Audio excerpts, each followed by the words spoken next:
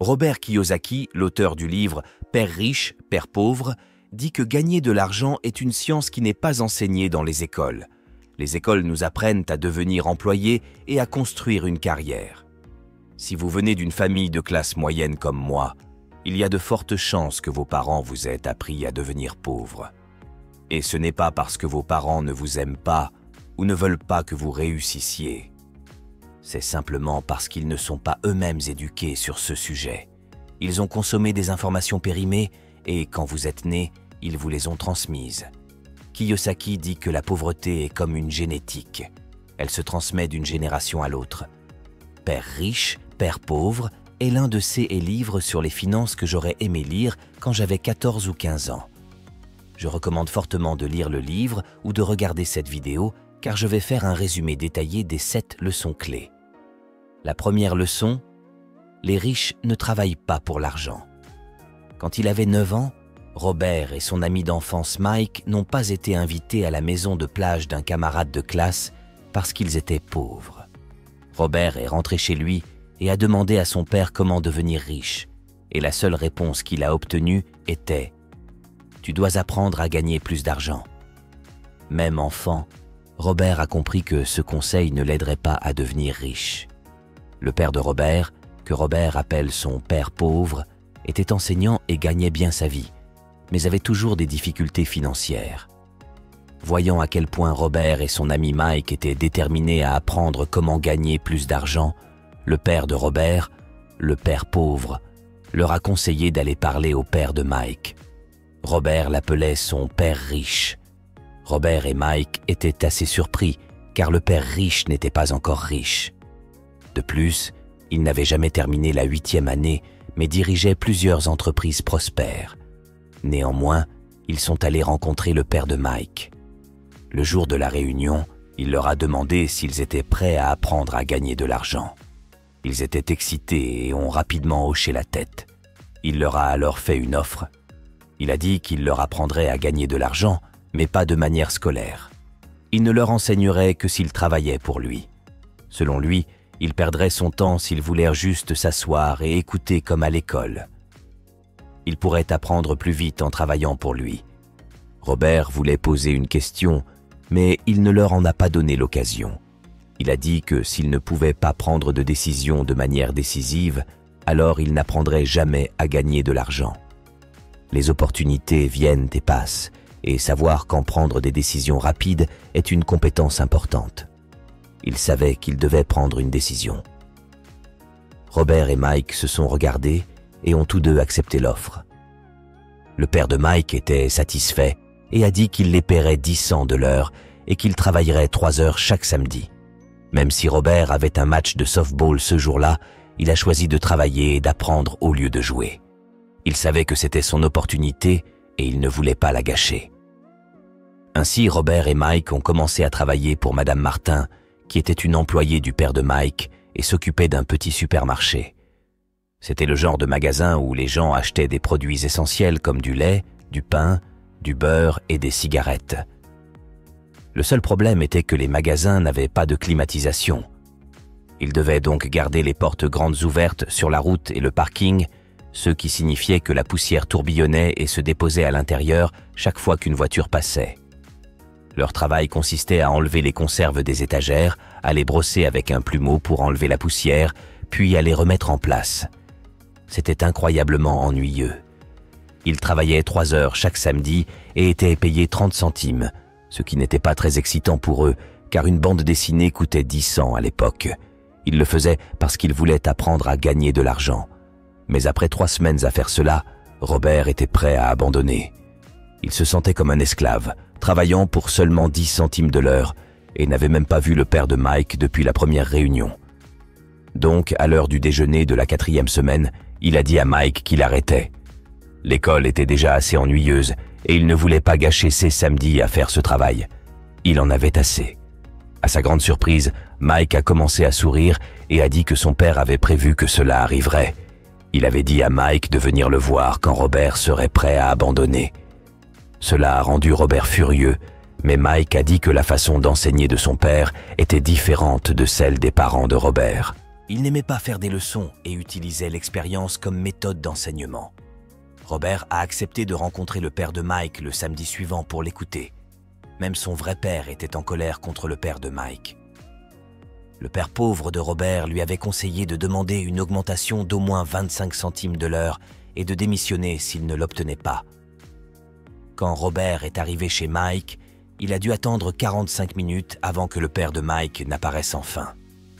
Frustré et en colère, Robert a dit au père de Mike qu'il n'avait pas tenu sa promesse. Il avait promis de lui enseigner s'il travaillait pour lui, mais il n'avait pas tenu sa promesse. Robert l'a accusé d'être avare et de ne pas respecter ses employés. Il a demandé à Robert si enseigner signifiait parler ou donner une conférence. Et Robert a répondu en hochant la tête. Le père riche lui a dit que la vie est le meilleur enseignant de tous et que la plupart du temps, la vie ne vous parle pas. Il a expliqué que la vie nous pousse souvent pour nous apprendre quelque chose. Certaines personnes laissent la vie les pousser, tandis que d'autres se battent contre les mauvaises choses, comme leur travail, leur patron ou leur conjoint. Mais seules quelques personnes accueillent la poussée de la vie comme une opportunité d'apprendre et de grandir. Le père riche a dit qu'il avait plus de 150 employés, mais aucun d'entre eux ne lui avait jamais demandé de leur enseigner l'argent. Il cherchait seulement des emplois et des salaires, sans jamais vraiment comprendre le but de leur travail. Cependant, lorsque Mike lui a dit qu'ils voulaient tous les deux apprendre à gagner de l'argent, le père riche a décidé de créer un programme reflétant les expériences de la vie réelle. Il les payait seulement 10 centimes de l'heure, ce qui les a d'abord mis en colère. Mais il leur a expliqué qu'il voulait qu'ils ressentent la poussée de la vie pour qu'ils puissent comprendre ce qu'il essayait de leur enseigner. Quand le père riche a demandé à Robert ce qu'il avait appris en travaillant pour un si bas salaire, Robert s'est plaint de sa cupidité et de son manque de respect pour ses employés. Il a même menacé de quitter si son père riche ne le payait pas plus ou ne lui enseignait pas davantage. Le père riche a expliqué que la plupart des gens feraient exactement ce qu'il suggérait: quitter et chercher un emploi mieux payé. Cependant, cela ne résoudrait généralement pas leurs problèmes. Il voulait que Robert comprenne qu'attendre une augmentation et penser que plus d'argent résoudrait ses problèmes n'était pas la solution. La solution est de faire travailler l'argent pour vous. Robert commençait lentement à comprendre la leçon que le père riche essayait de lui enseigner. Le père riche a demandé à Robert s'il avait toujours la passion d'apprendre.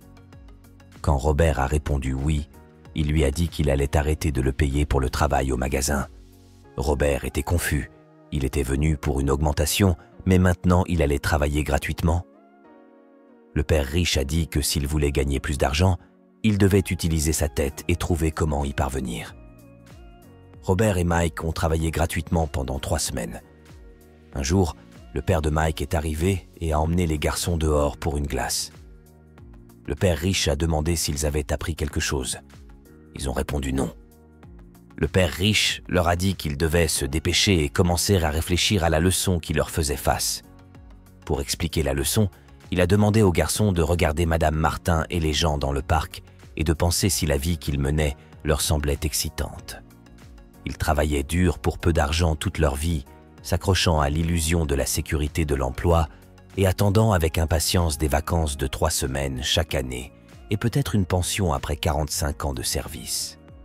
Le père riche a dit que si ce genre de vie les excitait, il serait prêt à leur offrir une augmentation de 25 cents de l'heure.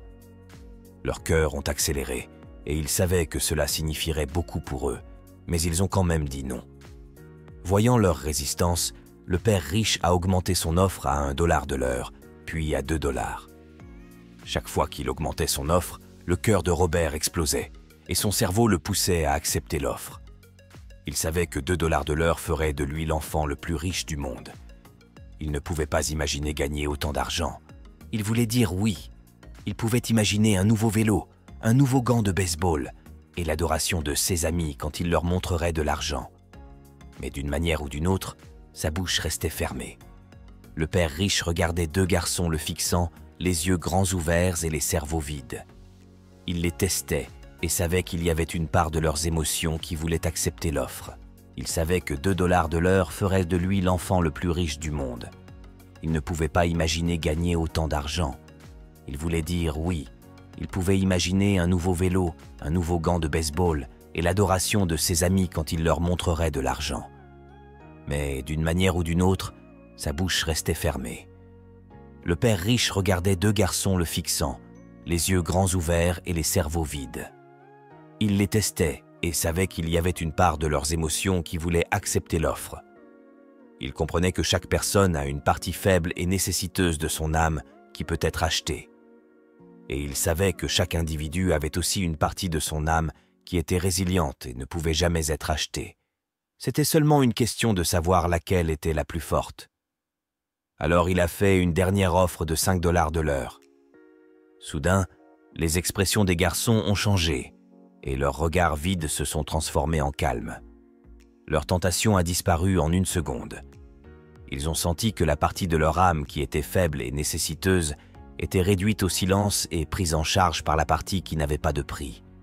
Le père riche a dit que c'était bien qu'il n'ait pas de prix. La plupart des gens en ont un parce que leur vie est contrôlée par la peur et la cupidité. La peur de manquer d'argent les pousse à travailler dur et à gagner un salaire. Mais une fois qu'ils ont cet argent, la cupidité les pousse à penser à toutes les choses qu'ils pourraient acheter, ce qui les fait avoir besoin de plus d'argent, ce qui les fait dépenser plus et travailler plus. C'est ce que le père riche appelait la course de rats. Mike a demandé s'il y avait une autre voie, et le père riche a dit qu'il y en avait une, mais peu de gens la connaissaient. Mike voulait savoir ce que c'était, et le père riche a dit qu'il l'apprendrait en travaillant avec lui sans salaire. Mike a demandé un indice, et le père riche a répondu que le premier pas était de dire la vérité. Quand on lui a demandé quelle vérité, il a répondu qu'il s'agissait de leurs sentiments et qu'ils devaient se l'avouer à eux-mêmes, pas aux autres. Le père riche doutait que les personnes travaillant pour lui soient capables de confesser leur vérité. Au lieu de cela, ils ressentent la peur de manquer d'argent et réagissent émotionnellement plutôt que logiquement. Ils ne confrontent pas leur peur et leurs émotions contrôlent leur cerveau. Ils travaillent pour gagner de l'argent, espérant que cela soulagera leur peur, mais ce n'est jamais le cas. L'argent gouverne leurs émotions et leurs âmes, et ils refusent de reconnaître cette vérité. Le père riche les a exhortés à éviter ce piège, déclarant que devenir riche ne résout pas le problème. Quand on lui a demandé pourquoi, il a introduit l'autre émotion clé, le désir. Il est courant que les gens désirent des choses meilleures, plus belles ou plus excitantes. Ils travaillent souvent pour l'argent parce qu'ils pensent que cela les rendra heureux. Mais le bonheur venant de l'argent est de courte durée. Beaucoup de personnes riches sont en fait poussées par la peur. Penser que l'argent les rendra sûrs. Cependant, ils finissent par craindre de tout perdre, ce qui les rend plus anxieux qu'ils ne l'étaient lorsqu'ils étaient pauvres. Les émotions contrôlent souvent notre pensée, et la peur peut nous amener à prendre des décisions qui ne résolvent pas le vrai problème. Par exemple, lorsqu'une personne a peur de ne pas avoir assez d'argent, elle peut penser que trouver un emploi est la seule solution. Mais en réalité, un emploi n'est qu'une solution temporaire à un problème à long terme. Il est important d'apprendre à penser par nous-mêmes et à ne pas laisser nos émotions nous contrôler. Le père riche a dit qu'il voyait de l'espoir lorsque les deux garçons ont accepté de travailler gratuitement. Ils avaient également franchi la première étape en résistant à leurs émotions lorsque le père riche les tentait avec plus d'argent. Ils apprenaient à penser malgré la charge émotionnelle. Il leur a dit de continuer à travailler et que plus tôt ils oublieraient le besoin d'un salaire, plus facile serait leur vie adulte. Il les encourageait à continuer d'utiliser leur cerveau, à travailler gratuitement, et bientôt leur esprit leur montrerait des moyens de gagner de l'argent bien au-delà de ce qu'ils pourraient jamais leur payer. Ils pourraient te voir des opportunités que les autres ne verraient pas. Dès qu'ils verraient une opportunité, ils les verraient pour le reste de leur vie. Les garçons ont fait ce que le père riche leur avait conseillé, et très vite, ils ont vu une opportunité en créant une bibliothèque où les enfants pouvaient payer un droit d'entrée et lire autant de bandes dessinées qu'ils voulaient. Ils ont embauché la sœur cadette de Mike pour être la bibliothécaire en chef. Elle faisait payer chaque enfant 10 centimes pour l'entrée à la bibliothèque. C'était une bonne affaire pour les enfants puisque chaque bande dessinée coûtait 10 centimes et qu'ils pouvaient en lire 5 ou 6 en 2 heures. Mike et Robert gagnaient en moyenne 10 $ par semaine sur une période de 3 mois. Il payait sa sœur $1 par semaine et lui permettait de lire les bandes dessinées gratuitement. Ils ont dû fermer la bibliothèque après 3 mois à cause d'une bagarre qui y a eu lieu, mais ils avaient déjà appris comment faire travailler l'argent pour eux, même lorsqu'ils n'étaient pas physiquement présents. Ils avaient appris la première leçon, qui était que les riches ne travaillent pas pour l'argent. Ils étaient prêts à en apprendre davantage et le père de Mike était prêt à leur enseigner. Leçon 2. Pourquoi enseigner la littératie financière? Lorsque les gens demandent à Robert où il a commencé à devenir riche, il leur donne la même réponse que son père riche lui avait donnée. Si vous voulez être riche, vous devez être financièrement lettré. Par exemple, la comptabilité est un sujet ennuyeux, confus, mais absolument crucial pour réussir financièrement. Pour simplifier, le père riche utilisait des images et un langage simple pour l'enseigner aux 2 garçons. L'une des premières choses que le père riche a expliqué à Robert et Mike était la différence entre un actif et un passif. Il a dit que si vous voulez être riche, la seule chose que vous devez faire est d'acheter des actifs. C'est tout ce que vous devez savoir pour devenir riche. Mais malgré sa simplicité, c'est quelque chose que beaucoup de gens ne comprennent pas. Lorsque le père riche l'a d'abord expliqué à Robert et Mike, ils pensaient qu'il plaisantait parce que le concept était si simple. Comment les adultes pouvaient-ils ne pas comprendre cela?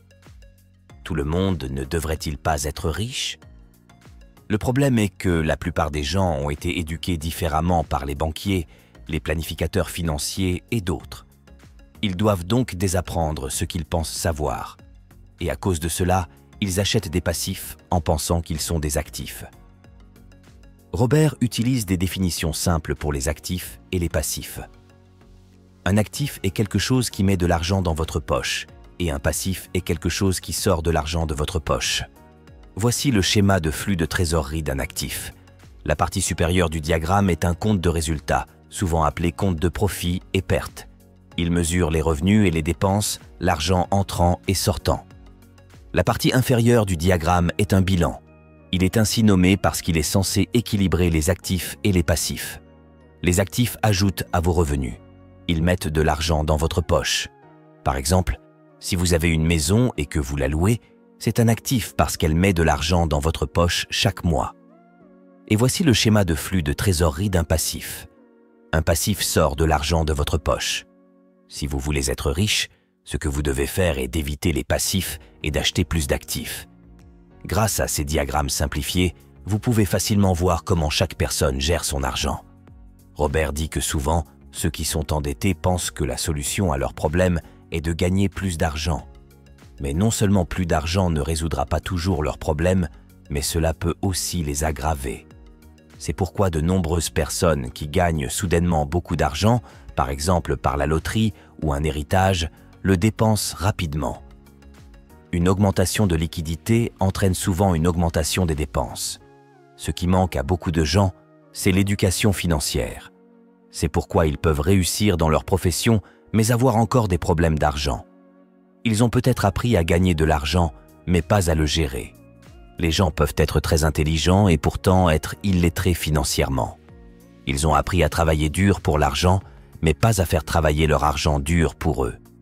Beaucoup de gens croient encore que leur maison est un actif.